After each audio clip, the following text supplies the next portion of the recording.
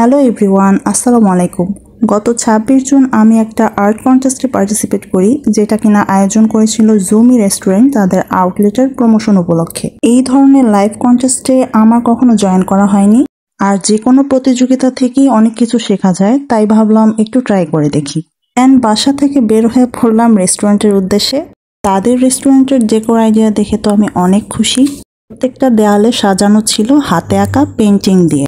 আমি তো খুব মনোযোগ সহকারে দেখছিলাম আর মুগ্ধ হচ্ছিলাম।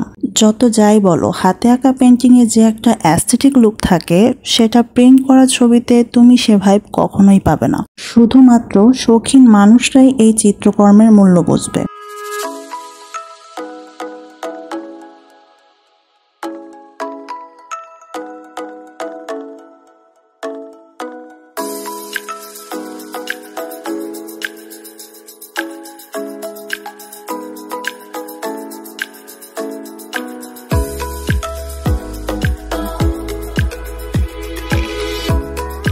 পেইন্টিং এর জন্য তারা পেপার প্রোভাইড করে। আমি তো আবেগের বসে বড় এক 20x20 সাইজের একটা পেপার নিয়ে নিই, আর পরে টেনশনে পড়ে যাই যে শেষ করতে পারবো তো। পেইন্টিং এর জন্য আমি এই রেফারেন্সটা সিলেক্ট করি।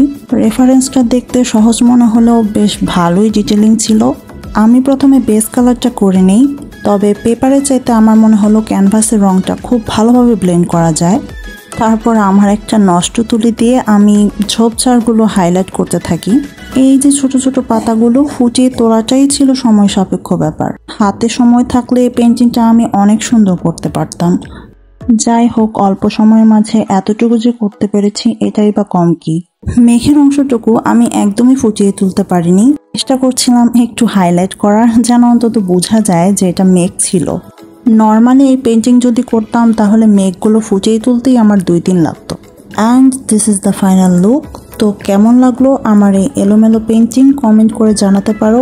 নেক্সট টাইম নতুন কোনো পেন্টিং নিয়ে হাজির হব ইনশাল্লাহ। Till then, bye by.